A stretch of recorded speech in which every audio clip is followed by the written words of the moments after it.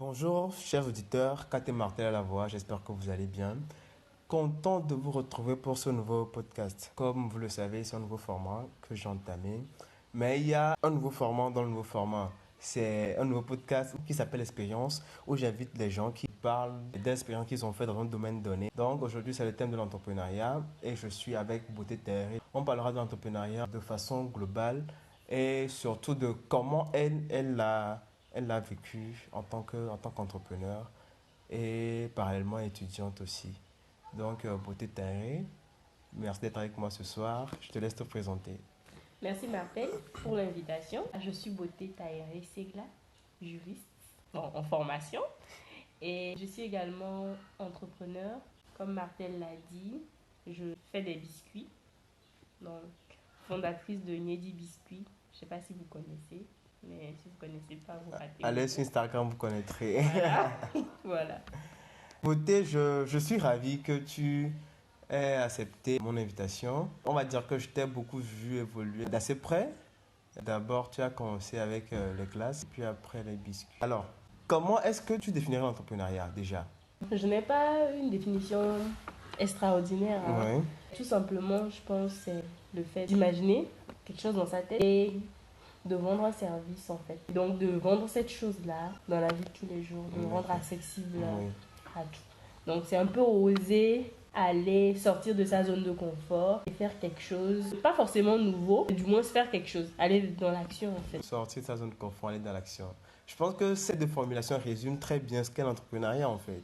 Je suppose qu'on ne peut pas réellement entreprendre si on ne sait pas de poser une action et d'aller vers les gens. Je suppose. Ouais, c'est lié. Tout Bon. bon entrepreneur, enfin je pense, hein, doit pouvoir... C'est un combat au quotidien, on ne sort jamais finalement totalement de sa zone de confort pour de bon. Mais c'est des petites limites qu'on repousse à chaque fois. Ok.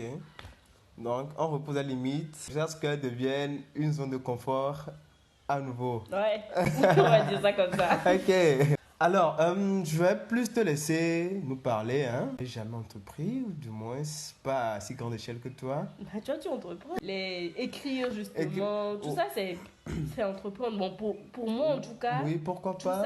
ça Sur un rentre dans point de vue, être l'entrepreneuriat. écrivain, Et c'est même de ça, l'entrepreneuriat. tu Faire des entreprends. podcasts, Ouais, c'est entreprendre. d'accord. Donc, je vais mettre dans ma bio entrepreneur aussi. Bah, tu es entrepreneur, oui.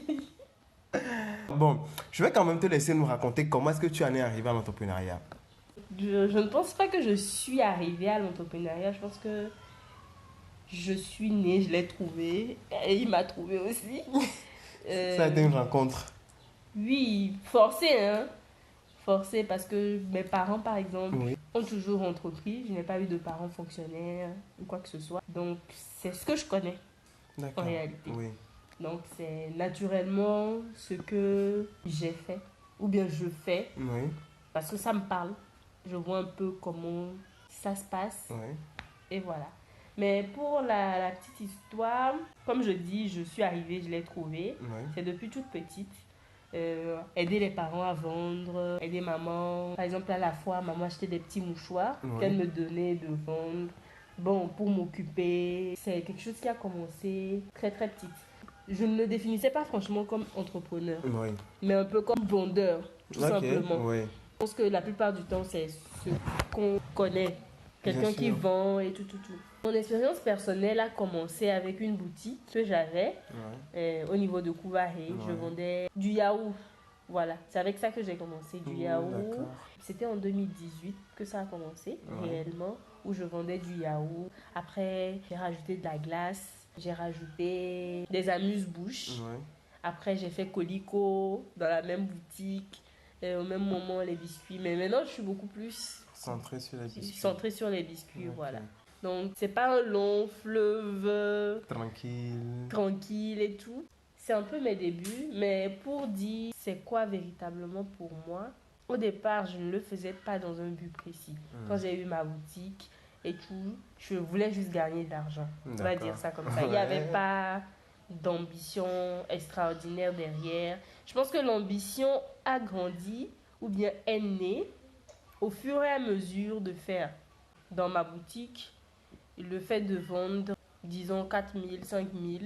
Moi, ça me suffisait amplement de vendre les 4 000, 5 000 là. Surtout qu'à l'époque, j'étais à l'université, je prenais mon argent de poche. Ouais. C'était juste un rajout en Oui, fait. c'était un rajout. Je voulais toujours une boutique. Hein. À un moment donné, tu commences par t'y voir là-dedans, le voir un peu plus grand.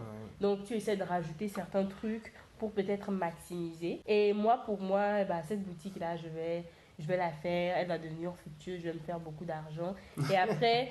ne rigole pas. C'est aussi simple que ça. Oui, c'est aussi simple que ça. Je vais me faire beaucoup d'argent. Et bon, ceux qui me connaissent depuis, ils savent que depuis le lycée, j'avais un projet social.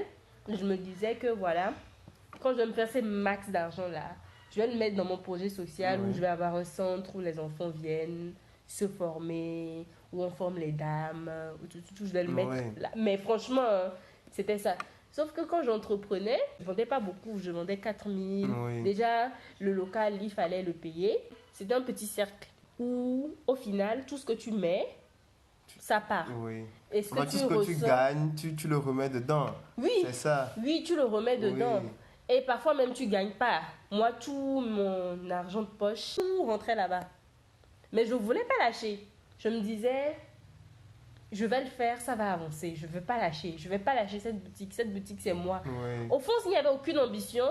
Mais derrière, quand même, ça t'appartenait. C'est ta chose. C'est ma chose. Je ne voulais pas lâcher. Je tenais fermement à cette boutique-là. Et jusqu'à aujourd'hui, parfois, quand je passe par là, quand je la vois fermée, j'ai un petit sourire, mais un petit sourire de fierté quand même. Donc, parce que je me suis battue.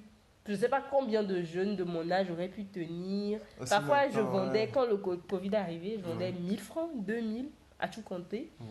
Par mois ou par jour? Par jour. Parfois, je vendais 14 000. Il y avait des jours avec et des jours sans. Mais oui, j'imagine. Franchement, même les 14 000 là, ça ne fait pas de quelqu'un un millionnaire. Oui, bien sûr, donc, bien sûr.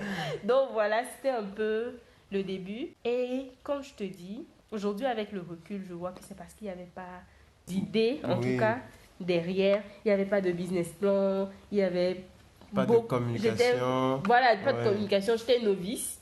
Je pensais que le fait d'être né dans une famille où on entreprend... Ça allait venir tout seul. Oui, bon, je sais vendre. Oui. C'est-à-dire, quand il y a une clientèle qui est déjà là... Tu sais gérer ça. Je sais gérer ça.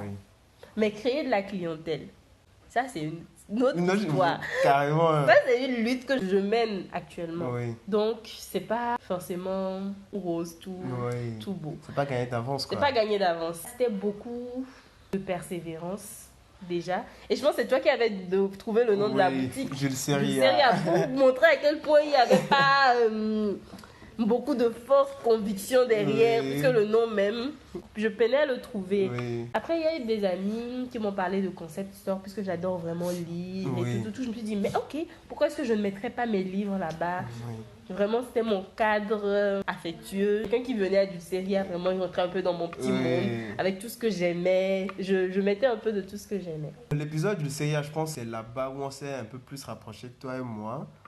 J'avoue que te voir dans cette boutique, ça m'a rendu fier vis-à-vis de toi. Je me disais, oui, c'est la boutique de mon ami, tu vois.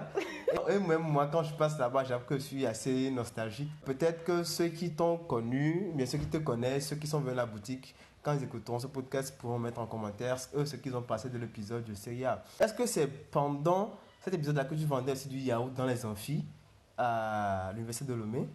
Non. Bon. Disons que je ne vendais pas vraiment de yaourt dans les amphis. J'ai une amie, elle s'appelle Grace. C'est Grace qui vendait les yaourts. Donc, moi, je vendais du sandwich pour accompagner les yaourts. Donc, parfois, je prenais le sac de yaourt quand elle n'était pas là, ou bien je pouvais faire... Mais c'était vraiment Grace qui vendait. Donc, c'était une coalition de... Oui. Quand quelqu'un achète un sandwich là, la personne doit prendre un petit yaourt pour se rafraîchir à côté. D'accord, je comprends. On va juste essayer de faire... des comptes vite fait pour savoir l'épisode du CIA. Il y avait le loyer à payer, il y avait des employés. Oui, j'avais une employée. Si on prenait un mois où tout allait bien, combien est-ce que tu avais comme revenu dans l'ensemble? Avant qu'on ne retire tous les frais. Quand un mois où tout va bien, on peut aller à 200. Mais un mois où c'est pas mal, on peut aller à 120, 130. Et quand tu finis de retourner tous les charges, tu peux te retrouver toi-même avec 80 ou 40. Ça dépend. Parce qu'il faut savoir, quand tu vends des trucs glacés comme ça, yaourt glace, quand il y a une coupure d'électricité, Ou bien quand le congélo fait des siennes, parce que mon congélo n'était pas tout neuf. Oui. C'était un ancien congélo de papa. Donc, c'était pas vraiment la grande Oui, forme. la grande forme. Donc, quand ça fond, bah, tu as des pertes. Donc, tu es obligé de le défalquer Oui. dans T'entends dans tout ça. l'argent. Et il y a des mois aussi où tu n'as rien, hein, où tu es obligé en fait de De ramener rajouter de l'argent de que tu avais l'argent gagné. toi-même. Oui. Mais ce qui était bien, je pense, ce qui avait beaucoup maintenu Dulceria à flot, c'était les petits commandes que j'avais à côté, pas vraiment ceux qui consommaient sur place. Oui, oui. Et c'est l'une des raisons aussi pour laquelle je me suis dit non, garder un local, ça me servait oui, à pas à grand-chose. pas grand-chose. Voilà. J'avoue, tu... Ah ouais, pour quelqu'un qui voulait se faire des millions. Vraiment, c'est pas... Tu Waouh, vois, en tu vois, ça, c'est ça aussi le contraste. Et déjà, là, tu étais à l'Université de Lomé. Donc, pour les gens qui ne savent pas, c'est un énorme parcours de combattant. En plus, tu faisais le droit. Donc, comment est-ce que là, tu es arrivé à jumeler ton entreprise, les études? C'est une grande question parce que même moi, je sais pas. Waouh. Tu sais, souvent, on fait beaucoup de dichotomies dans notre vie. On se dit, est-ce que je vais étudier ou est-ce que je vais entreprendre? Est-ce que je vais travailler en étudiant ou bien est-ce que on voit les choses de façon séparée? Oui. On ne voit pas les choses ensemble. Tu vois? Oui. Et moi, je ne voyais pas les choses de façon séparée. D'accord. C'est-à-dire, je ne me suis jamais posé la question, est-ce que je vais juste me concentrer sur le droit ou bien est-ce que je vais faire du série à côté? Oui. Parce qu'au fond, on a nos cours, après on rentre, on a les exigences des parents, mais on a du temps. On a du temps, on a full du temps. J'avoue, on a vraiment du temps. Et si on attend de finir les études avant de se consacrer à quelque chose, on perd du temps. Moi, j'ai toujours vu ça comme ça. Donc, c'est vrai qu'il y avait des jours où je devais travailler. Je n'avais pas une grande clientèle. Donc, si je fais du yaourt, disons, ça peut tenir une semaine. Tu vois? Donc, je fais la production une seule fois. Le fait de prendre quelqu'un dans la boutique, moi, j'ai mon temps. Donc, ça ne me pèse pas en soi véritablement d'avoir une activité parallèle en plus des études de droit. Donc, voilà, c'était aussi simple que ça. Je fais mon yaourt. Je peux le faire en semaine, hein, puisqu'on allait au cours. Pas tous les jours, si je me rappelle bien. Ou bien je peux le faire le week-end. Mais à partir du moment où j'ai un stock, ou bien même je peux faire quand je rentre, je mets dans les petites boîtes. Ça reste à la maison, ça congèle. Il faut juste quelqu'un pour ouvrir la boutique. C'est tout. Et cette personne, il va falloir la payer. Je pense que c'est là aussi l'intérêt de déléguer. Parce que quand tu as une entreprise, tu es tenté de vouloir tout faire toi-même. Parce que tu te dis, mais je ne gagne pas grand-chose. Je vais le faire moi-même. Pourquoi est-ce que je vais payer quelqu'un avec le peu que je gagne? Alors que si tu restes là, en fait, tu ne gagnes plus rien. Puisque déjà, tu ne gagnes pas grand-chose. Mais si tu délègues, la personne fait. Et toi, tu peux faire autre chose. Toi, tu peux faire autre chose. Tu ne fais pas de dichotomie, en fait.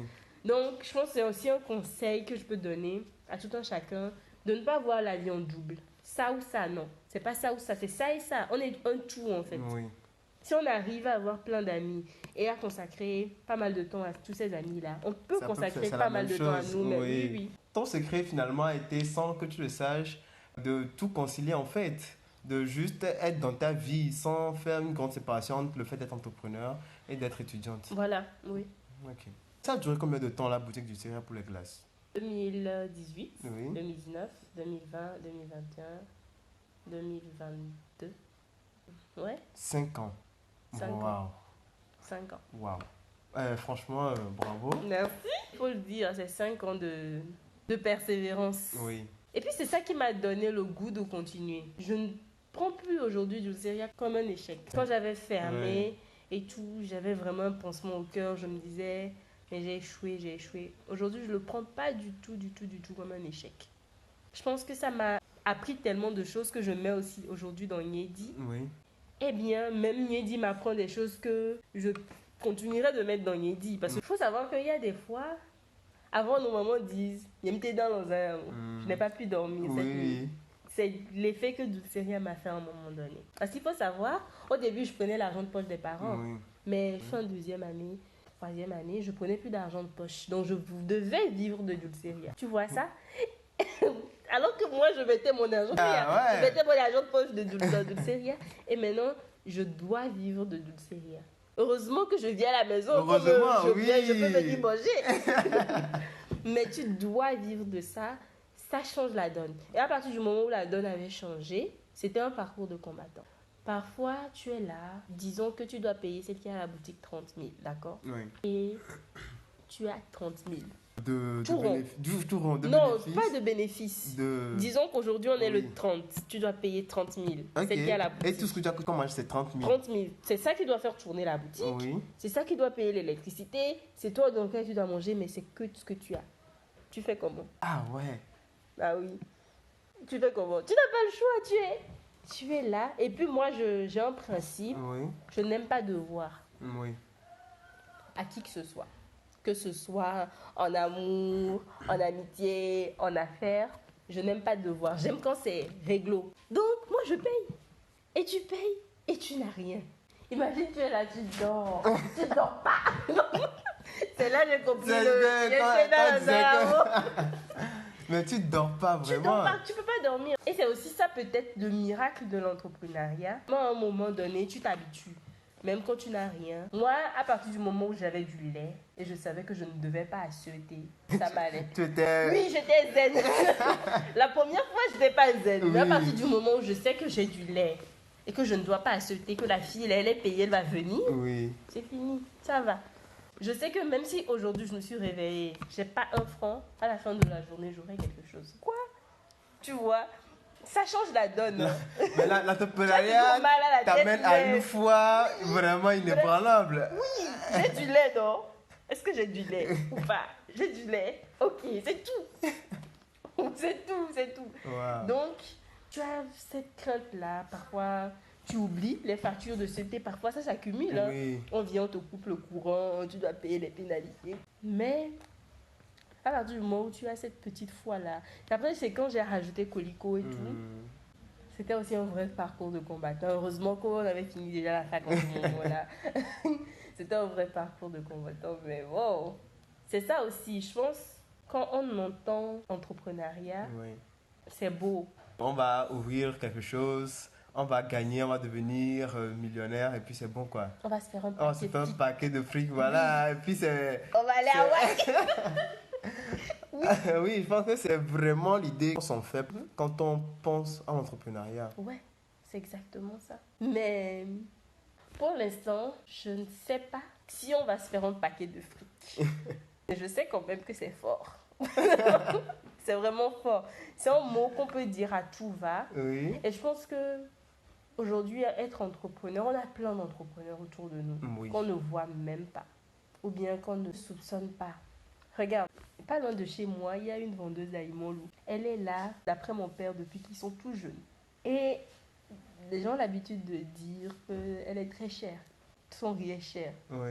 Je dis, mais quand tu as 150, il ne faut pas l'acheter là-bas. Ça, je t'attends pour rien. Et les gens ont l'habitude de la critiquer. J'avoue que quand on était petit, on la critiquait aussi. Même si papa nous disait toujours d'aller acheter là-bas. Parce qu'elle fait très bien. Après, quand tu rentres dans l'entrepreneuriat, tu comprends pourquoi son riz est comme ça. Pourquoi est-ce qu'elle est obligée de le vendre comme ça? Pourquoi est-ce qu'elle ne peut pas le vendre comme les autres? Parce qu'il ne s'agit pas de prendre 100 francs et d'avoir 200. Il s'agit de prendre 100 francs et d'avoir au moins 500. C'est pas que tu triches. Mais si tu veux vraiment vivre de ce que tu fais, tu dois payer celui avec qui tu travailles. Si tu es un cadre, tu dois payer le cadre. Tu dois pouvoir mettre de l'argent de côté pour réinvestir dans ce que tu fais. Bien sûr. Et tu dois pouvoir vivre de ce que tu fais. C'est tellement de paramètres qui rentrent en jeu que tu ne peux pas te dire je vais prendre 100 francs, acheter un truc et le vendre à 200. Ça marche pas. Tu vas faire du surplace. Oui. Et c'est l'une des raisons pour laquelle beaucoup d'expériences ne marchent pas. Oui, oui. On se rend compte que ce n'est pas si simple qu'on pense. Hein. Comme on dit, il faut partir d'une graine pour avoir un arbre en fait. C'est ça l'entrepreneuriat quelque part. Oui, ça on l'apprend malgré nous. J'avoue que j'ai pas toujours été dans cette logique-là où quand tu dois mettre 100 francs, il ne s'agit pas de gagner 200. Si tu veux vraiment rentabiliser, proposer de bons services, assurer la continuité de ton entreprise. Oui. Et surtout, être OK avec les personnes avec qui tu travailles. Je n'étais pas vraiment dans cette logique-là. Je m'en suis rendu compte quand j'ai fermé Dulceria. Oui. C'est fou, hein. Je m'en suis vraiment rendu compte de ça parce qu'après, tu te dis, mais qu'est-ce qui n'a pas marché? Oui. Pourquoi est-ce que j'ai pas pu faire mieux? Je vendais mes yaourts à 100 francs. Beaucoup de gens vendent des yaourts à 100 francs. Oui, Mais qui loue un local pour vendre un yaourt à 100 francs? c'est vrai. Il n'y a pas grand monde. Oui, oui. Et souvent, tu vas voir, la plupart des gens qui vendent les yaourts à 100 francs, ils le vendent eux-mêmes ou par leurs enfants. Oui. Qui paye quelqu'un pour vendre un yaourt à 100 francs? Bon, en tout cas, je ne sais pas, peut-être qu'il y en a. Hein. Après, quand tu ne fixes pas bien tes prix, quand tu te vends moins cher Oui. que tu ne Tu vaux, devrais, ouais. tu ne gagnes pas grand-chose en fait. Peut-être que tu peux le vendre à 100 francs si par exemple tu as 10 000 clients par jour. Ça voudrait dire que ça coule vite Oui. et que tu peux Vraiment rabaisser le prix. rabaisser le prix. Mais si tu n'as pas vraiment de clientèle, c'est pas la peine. Ouais, moi, je pense que vraiment, c'est cette idée où il faut baisser le prix sans vraiment prendre en compte combien ce que nous on propose vaut, en fait. C'est quoi le prix, la réelle valeur plutôt de ce que nous on propose. C'est pour ça qu'on n'avance pas. Oui. Aujourd'hui, je pense avec Niedi, j'ai l'habitude de dire à ma soeur que n'achète pas Niedi qui veut. Achète Niedi qui peut. Ah ouais, Oui. littéralement. Oui, parce que tu vas voir, moi-même, au départ, quand j'ai commencé par vendre Niedi, Oui. quand je le vendais à Dulceria, je le vendais assez moins cher. Je gagnais pas grand-chose dessus. Oui. Pour ne pas dire que je gagnais pratiquement rien dessus, avec le recul. Oui. À peine je me payais mon travail moi-même, le travail manuel que Oui. j'ai fait. Mais je me disais, si j'augmente le prix, les gens ne pourront pas le payer parce que voilà, c'est trop cher et tout. Et à un moment, je me suis rendu compte que non. Si je veux vraiment que les gens apprécient mon produit, si je veux permettre aux gens de consommer quelque chose qui est fait à la maison, quelque chose qui est fait très bien et quelque chose qui est fait sans additifs et qui est plus respectueux des normes de santé, Oui. il faut que je mette le prix juste. Oui. Et donc c'est là que j'ai rajouté de l'argent au biscuit. Et je l'ai rajouté progressivement. J'ai rajouté 50 francs, après j'ai rajouté 100 francs.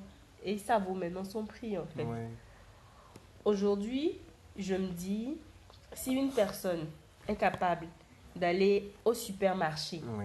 et de prendre un biscuit de 500 ou bien de 2500 Oui. ou bien de 3000 parce qu'il aime ça, il devrait pouvoir acheter Niedi au prix que ça Oui, vaut. que ça vaut. Parce que entre ces grandes entreprises qui vendent des biscuits, Avec des additifs et tout ce avec qu'il y des a additifs autour, et oui. tout, si on arrive à débourser, et nous, on n'a pas déjà avec l'entreprise, on ne peut pas concurrencer. Lui Oui, et moi, bien sûr. on n'a pas Bien les mêmes sûr. moyens de bord. Donc pourquoi est-ce que moi je devrais vendre mes trucs à la baisse Oui, juste pour que les les gens gens puissent puissent acheter. l'acheter? Donc aujourd'hui, je vends ça au prix que ça a. Je n'ai pas 10 000 clients non plus. Je vais te dire comme ça. Oui. Mais Ça te permet d'avancer au moins tout petit Oui. peu chaque jour. ça me permet d'avancer. Et franchement, à chaque fois qu'une personne achète un biscuit chez moi, j'ai un réel sentiment de gratitude envers cette personne-là. Parce que je me dis, c'est quand même un choix Oui. que la personne a fait. Oui, oui, bien sûr. Peut-être pas de me soutenir pour ceux qui ne me connaissent pas. Oui. Parce que la plupart de mes clients, c'est des gens que je connais même pas. Mais cette personne a fait un choix de soutenir un artisan local qui fait des biscuits. Déjà, oui. Et aussi de se rendre compte que même localement, on peut faire des choses qui sont très bien. Donc, si je veux perpétuer ça pour avoir plus de marché, autant le faire. Et je vais peut-être continuer en disant que l'objectif aujourd'hui n'est même pas de faire de Niedi Biscuits une entreprise industrielle et tout. Parce que je me dis, Niedi aura toujours ce prix-là, ou plus. Hein. Oui. Moi, je ne l'envisage pas véritablement. Parce que l'objectif, c'est vraiment de continuer de faire des biscuits de façon artisanale. Des biscuits qui respectent et les personnes qui le font.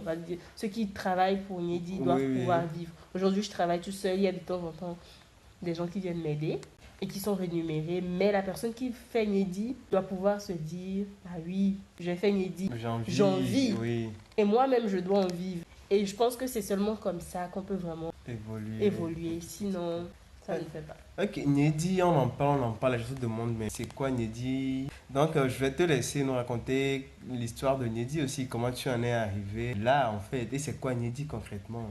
L'histoire de Nedi, je pense que tu es mêlée à cette histoire, non? Ouais, bien sûr, toujours. Donc voilà, on était allé avec toi, Grace et Marek. Oui, voilà, il y a C'était Marek exactement. qui nous a invités. Pour prendre du thé. thé. Du thé à Ginger Spice. Ginger Spice, si vous nous écoutez, bah, un gros coucou à vous. Et qu'on prenait le thé. Je sais plus qui a dit, mais la personne a dit qu'avec les biscuits, ce serait bien. C'était Marek. C'était Marek Marek qui l'avait dit. Oui. Marek, si tu écoutes ça, chapeau. Et je lui ai dit, mais moi, je sais faire des biscuits. Puis il a dit oui, vraiment, j'ai dit oui, oui.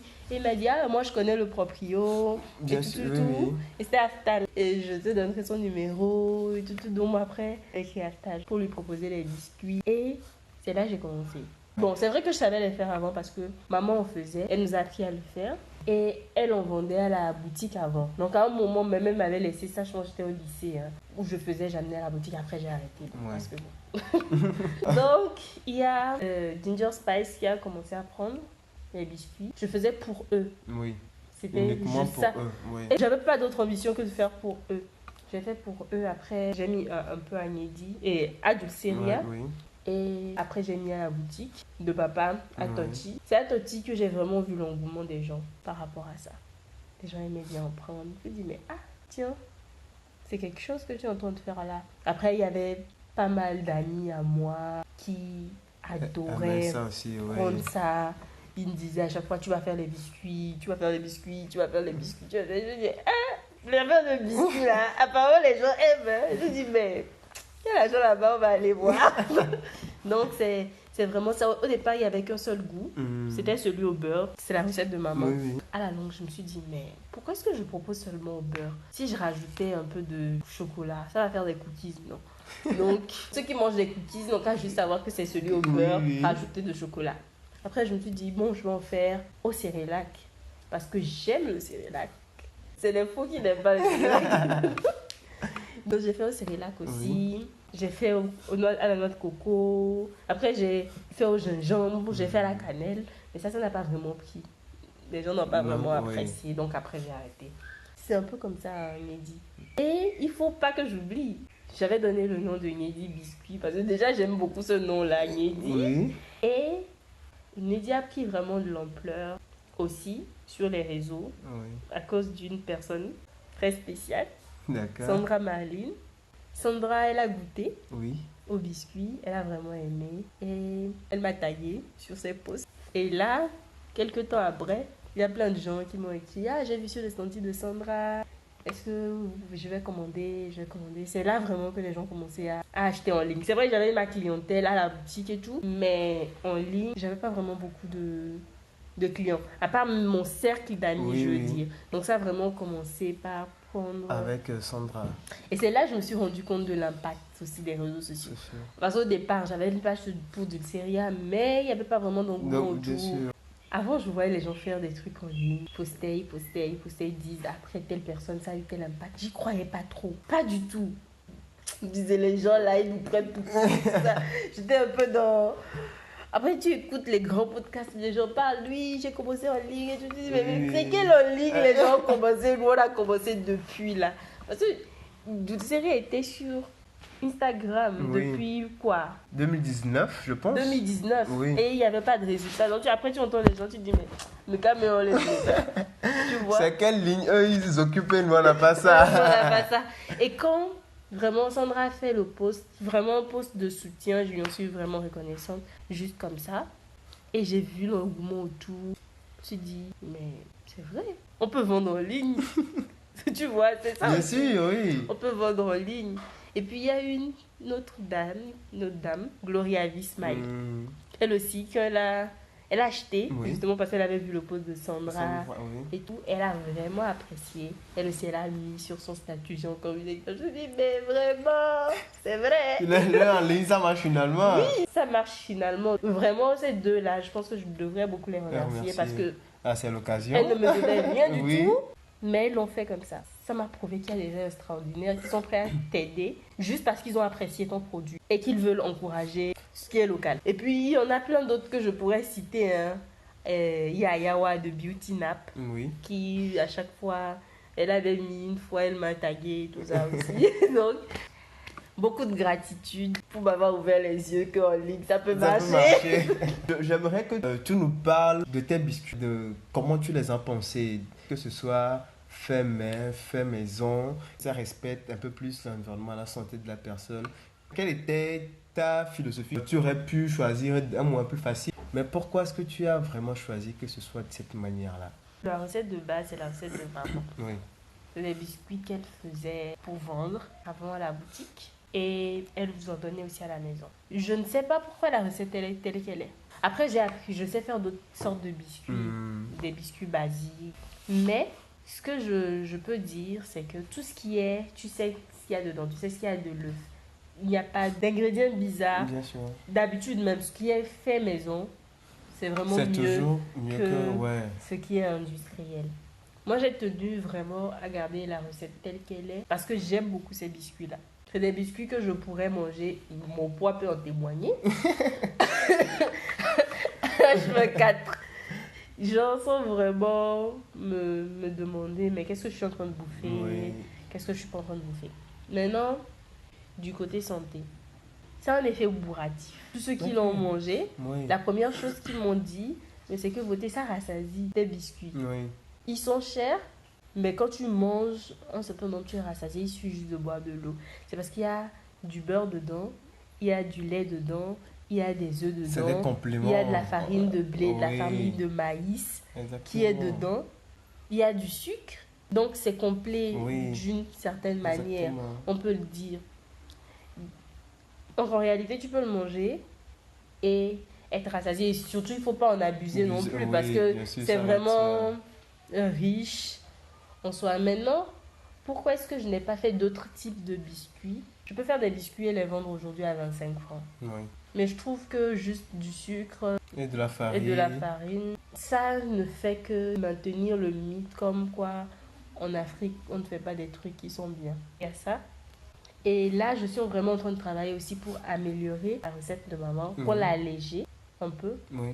Et aussi pour proposer d'autres variétés de biscuits. C'est vrai que j'en propose pas mal aujourd'hui de variétés. Oui, bien sûr. Mais vraiment proposer d'autres variétés avec des farines locales, avec des fruits locaux. Vraiment développer une large palette. Pourquoi? Je suis quelqu'un, j'aime manger. Peut-être la première raison, elle est égoïste. Oui. J'aime manger et j'aime quand les gens mangent ce que j'ai fait et qu'ils disent que c'est vraiment bien. Aujourd'hui, la problématique de la santé et des fast-foods est une problématique vraiment importante. présente, oui. Oui, qu'il faut prendre en compte. Déjà, on ne peut pas se permettre de tout manger sans penser à notre santé. Oui. Et quand on mange un peu de tout, des choses qu'on ne connaît pas, à la longue, ça peut nous poser beaucoup de problèmes. Oui. Mais des trucs qu'on aurait pu éviter. Donc en gros, c'est de créer une alternative. Oui. Aujourd'hui, on nous vend des biscuits à 100 francs dans les boutiques qu'on achète pour nos enfants, pour nous-mêmes. On nous vend du n'importe quoi. Des biscuits, tu vas avoir du chocolat dedans, des paquets de 12, Exactement. 15. Tu l'as 500. Le chocolat là, ils viennent d'où? Donc c'est vraiment des trucs qui ne sont pas très nets. Ou tu ne comprends pas. Tout ça, c'est parce que c'est pas les vrais trucs, c'est des substituts. Bien sûr. Et en réalité, c'est des substituts qui nuisent beaucoup plus à notre santé. Tu peux manger des trucs faits à base d'œufs, de lait, de sucre et tout. Tant que c'est vraiment l'œuf, le lait, le sucre, c'est bon pour toi. C'est mangeable. Mais quand tu manges des substituts, déjà, tu sais pas ce que c'est. Et en plus, il y a des perturbateurs endocriniens. Je ne sais même pas, il y a tellement de choses qui rentrent en jeu. Je ne suis pas experte, mais c'est juste offrir une alternative. Pour ça, je disais tout à l'heure que l'industrialisé ne rentre pas vraiment dans mon concept à venir. Parce que déjà, ça briserait la philosophie que tu as derrière les biscuits en Voilà. Vraiment faire quelque chose que je peux moi-même manger sans me sentir coupable. Quand tu vois les gens aussi manger, tu te sens libre. Moi, je pense que l'idée qu'il y a derrière l'entreprise Nedi se ressent dans le produit. Et est-ce que tu penses que c'est comme ça que devrait fonctionner l'entrepreneuriat? Ou que voilà, on peut s'en passer de cette façon d'être là et juste proposer un truc vu qu'il y a un marché à prendre? Est-ce qu'on doit vraiment se mettre dans notre produit ou bien juste proposer quelque chose? Oui, parce qu'il y a un marché à prendre et tout ça. Moi, je pense proposer quelque chose parce qu'il y a un marché à prendre, ce n'est pas une mauvaise chose. Hein. Non. Parce que de toute façon, le marché est là. Si tu ne le prends pas, quelqu'un le prendra. C'est clair. Quelqu'un d'autre le prendra. Maintenant, c'est de la manière dont tu le fais. Aujourd'hui, on est face à une grande problématique. Et celle-ci, c'est celui des travailleurs qui sont vraiment dans l'entreprise. Comment est-ce que ce que tu produis déjà, même si c'est juste un marché à prendre, il faut déjà que tu t'assures que c'est bon pour la santé de celui qui va le consommer. Oui. Il faut déjà que tu t'assures que tes employés sont traités de la meilleure des manières, qu'ils sont payés comme il faut et que ça n'a pas vraiment un impact négatif sur l'environnement. Après, si tu respectes pour moi ces 3 trucs-là, que ce soit pas ta dévotion ou juste parce qu'il y a eu un marché à prendre, il n'y a pas de souci en fait. Tant que tu le fais dans le respect. Maintenant après, si c'est un truc qui vient de toi-même et que tu veux le faire, c'est ton talent, bah vas-y. Mais surtout, ces 3 critères-là doivent toujours te guider, selon moi. Moi, par exemple, c'était pas un rêve pour moi de devenir pâtissière, même si j'aime faire à manger. Oui. Bon, ok. J'aime faire Faut pas qu'on en abuse aussi. Faut pas qu'on en abuse aussi. On griffe, j'aime faire à manger. Et puis, j'aime manger. Surtout. Oui. Je pense que je n'aime pas faire à manger, mais j'aime manger. Tu aimes manger. Donc, tu as besoin de faire à manger pour en arriver à la... Donc, c'est pas mon objectif de vie. Même si je ne pense pas que je vais le lâcher, c'est pas mon objectif de vie. Franchement, quand je me vois pas juste beauté pâtissière. Oui. Je me vois juriste, sinon je ne ferais pas le droit. Bien sûr, ça va de soi. Ça va de soi. Je me vois aussi beaucoup dans le social. Mais si tout ça peut contribuer à me former, à ce que j'arrive, à où je suis, et surtout, je vois aujourd'hui que les biscuits, tout le monde en mange. Bon, il y a très peu qui ne mangent pas de biscuits, surtout les enfants, et que je peux, avec mon savoir-faire, contribuer à ce qu'il y ait une meilleure palette, ou bien que des gens aient des choix. Plus sain. Voilà, plus sain, c'est tout. Bah, je vais le faire. Je vais toujours le faire. Et surtout que j'ai besoin d'argent maintenant, je vais encore le faire plus, quoi. Donc, voilà. Tu as constaté, surtout au Togo, qu'il y a une prolifération de l'entrepreneuriat. Pourquoi en est-on arrivé là? J'aimerais avoir ton avis sur ce questionnement. Moi, je pense qu'on a toujours eu des entrepreneurs au Togo. C'est juste que le mot n'était pas dit. Ma maman, elle est entrepreneur, mon papa est entrepreneur. Je pense que ta maman est entrepreneur aussi. Oui, aussi. Mais ce n'est pas des gens qui se proclament entrepreneurs. Ils ne le voient pas dans cette sphère-là. Même le menuisier dans le collège qui fait son truc, c'est de l'entrepreneuriat. C'est juste un mot qui est venu se coller à une réalité. C'est pour ça qu'il y en a autant, je pense. La plupart des gens avec même qui je parle, mes amis, filles comme garçons, quand tu discutes avec tout le monde, tu sais qu'à un moment donné, ils ont entrepris quelque chose. Que ce soit Zimbo devant... La porte... Voilà. Donc, c'est juste un mot qui vient se coller à une réalité qui est déjà là. Okay. Et puis... je pense que ça vient valoriser cette réalité qui est déjà là. Oui, ça surtout, ça vient valoriser. Voilà. Ça. Et donc, les gens l'assument beaucoup plus, c'est tout. Maintenant, dis-moi, est-ce que tu trouves toujours des aléas dans l'entreprise de Niedi comme c'était avec Dulceria, où tu appréhendes et tu t'en sors mieux, tu gères mieux ces problèmes-là que quand tu étais avec Dulceria? Tu sais, il y a des démons où tu danses avec eux toute la vie.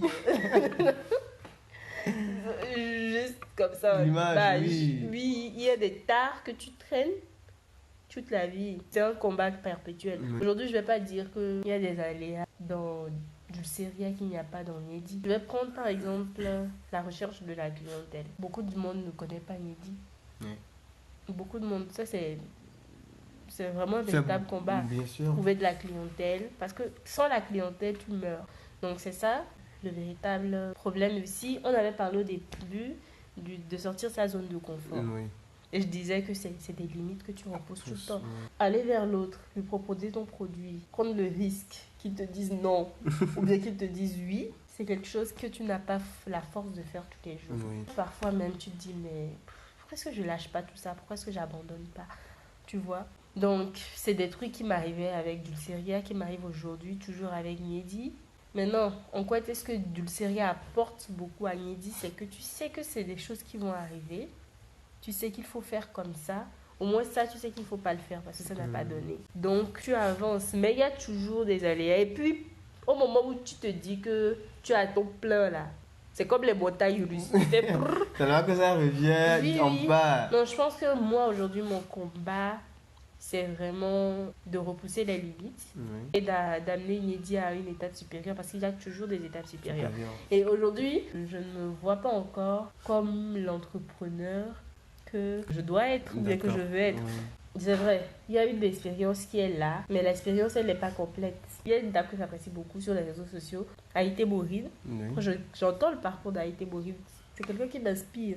Donc, j'ai des modèles aussi où je me projette, où je dis, mais si je respecte tant, ou bien tu écoutes d'autres entrepreneurs parler juste pour voir comment est-ce que tu vas améliorer le truc parce que je ne suis pas encore à ce niveau-là. Je ne peux même pas prétendre tout connaître de l'entrepreneuriat. Je suis juste à peine arrivée dans ce monde-là. On va dire ça comme ça. Donc j'apprends, je fais des erreurs, j'échoue, je réapprends. Et puis voilà. Mais c'est juste que l'expérience d'Ulceria apporte beaucoup quand même. Oui, ça m'a ouvert les yeux qu'il faut une vision derrière. Et que toutes tes actions doivent aller sur vraiment ces action, réflexion, évaluation. C'est une boucle en fait. Évaluation, action, réflexion, action, réflexion, évaluation. Et tout. Mais ça doit vraiment être une boucle. Quand tu mets une action, il faut quand même que tu réfléchisses dessus pour voir est-ce que l'action la passe ou pas. Et même quand tu as mené une action qui a produit, c'est de voir comment tu peux l'améliorer plus. Voilà. J'aimerais justement te demander comment est-ce que tu te confrontes aux échecs dans ton entreprise et comment est-ce que tu essaies quand même d'évoluer au-delà de ça? Comment est-ce que je me confronte à ça? Je persévère juste. Dit comme ça n'a l'air de rien, mais parce qu'au fond, quand je vois bien, je ne sais pas en réalité. Je sais juste que je ne veux pas lâcher, donc je persévère juste. Et je trouve toujours un moyen de me relever. Et puis, je ne suis pas toute seule. Hein. Des fois, quand ça ne va pas, ça ne va pas. Tu as des gens à qui tu te confies, tu te dis, ah, ici, attends, j'ai besoin de ci, j'ai besoin de ça. Et il y a toujours des gens qui sont là pour te dire un grand oui. C'est ça aussi. On n'est jamais... Il y a toujours ce discours-là que j'entends de je peux me faire toute seule, on ne se fait jamais tout seul. Il y a toujours des gens qui te disent un grand oui. Et c'est ces oui-là, en fait, qui te sortent du gouffre à chaque fois. Donc, c'est pas vraiment toi, mais c'est pas vraiment toi. Je pense quand même qu'on a fait le tour. Donc, beauté, est-ce que tu as un mot de fin, peut-être des personnes à remercier, vu que c'est peut-être l'occasion aussi de le faire encore une fois de plus? Quelque chose à dire à ceux qui sont dans l'entrepreneuriat, ceux qui veulent commencer? Oui, j'ai beaucoup de remerciements à faire. Et je pense que j'ai déjà remercié certaines personnes. Je vais m'abstenir quand même, parce que je risque d'en oublier beaucoup. Exactement. Et de faire des Donc, ce que je peux juste dire à ceux qui veulent entreprendre, c'est d'y aller en fait. D'y aller. Au pire, ils auront de l'expérience. Au pire, ils apprennent quelque chose. Et au mieux, ça réussit. D'y aller et voilà. Hein. Tant qu'il n'y a pas mort d'homme, ça va. Maintenant, à ceux qui entreprennent, courage. Hein. Peu importe. Tu vois des gens, tu te dis, mais j'aimerais être à ce niveau-là dans l'entrepreneuriat. Et puis tu vois ces gens-là parler de problèmes aussi. Oui. Donc, nulle part, c'est facile. Donc, ceux qui sont déjà dedans, courage. Ça va aller. Et puis voilà. Persévérance, c'est tout. Hein. C'est tout. Et puis de ne pas s'attendre vraiment à ce que ils vont se faire des millions en claquant du doigt. C'est jamais aussi Mais facile. quand même, si ils veulent, ils peuvent y arriver. Voilà. Mais c'est jamais aussi facile. Mais si ils veulent, ils peuvent y arriver. Et aussi, j'ai un message pour les clients, de respecter le travail des gens qui entreprennent. Oui, je pense que c'est important, le rapport avec les clients. Oui, de respecter le travail des gens qui entreprennent. De ne pas aller dire aux gens, oui, mais ce que tu proposes là, c'est trop cher, pourquoi c'est aussi cher? Il ne faut pas faire des choses comme ça. Si c'est trop cher pour toi, négocie le prix, c'est pas un problème. Oui. Est-ce que, s'il te plaît, tu voudrais me rabaisser ça? Ça, tout le monde le fait. Mais aller carrément critiquer tout ton travail où tu ne connais ni les tenants ni les aboutissants. C'est mauvais, c'est méchant. C'est méchant. C'est méchant, comme on le dit. Oui. L'entrepreneuriat, ça n'a vraiment rien de facile. Ceux qui ne sont pas dedans de loin, vraiment, pensent que tu as juste un truc à proposer, un marché à prendre et puis ça se passe vite fait. Alors que derrière, non. Non, pas du tout. Beauté, je te remercie vraiment. d'avoir pu libérer ton temps et de m'avoir accordé ce podcast. Merci à toi. C'est la première fois qu'on m'invite pour un podcast de ce genre. Ceux qui sont toujours là, merci d'avoir pris le temps d'écouter ce podcast de bout en bout. Merci d'être resté. Si vous êtes entrepreneur, si vous pensez entreprendre, vous avez quand même quelques conseils, une vision de l'entrepreneuriat sur lequel vous pouvez commencer par réfléchir avant d'entamer votre marche. Ceux qui sont dedans, comme on l'a dit, on vous souhaite beaucoup de courage aussi. Beauté, tu as un mot de fin. Faites de la pub pour toi déjà. Donc, Nyedi Biscuit, vous avez compris, c'est une marque de biscuits locale. Donc, vous pouvez nous suivre sur Nyedi Biscuit. Qui se fait au sur Togo, Instagram. à Lomé. On exporte. Oui, pour ceux qui veulent aussi. Donc, il n'y a pas de souci. Donc, vous pouvez quand même nous écrire sur le 70 06 16 69. Donc, pour passer vos commandes. Oui. Ou ça, sur Instagram, Nyedi Biscuit, tout simplement. Voilà. Donc, pour son numéro, je rappelle ceux qui sont à l'extérieur, vous avez vu sa mail indicative, plus 228. Très important. Voilà. Et sinon, sur Instagram, vous avez le arrobas Nyedi Biscuit qui s'écrit NYEDZI. Oui. Et je pense qu'avec ça, déjà, ils vont sortir oui, le reste truc, associé. oui, d'accord. Sinon, vous mettez la barre underscore et puis il y a biscuit avec Oui. un S à la fin. Voilà. Beauté, merci pour tout. Merci, Martel. Merci pour ce premier nouveau format, dans le nouveau format de podcast qui s'appelle vraiment Expérience, où on a vraiment pris plaisir à parler avec la CEO de Nyedi Biscuit. Chers auditeurs, merci d'avoir été là. C'était Kate Martel à la voix.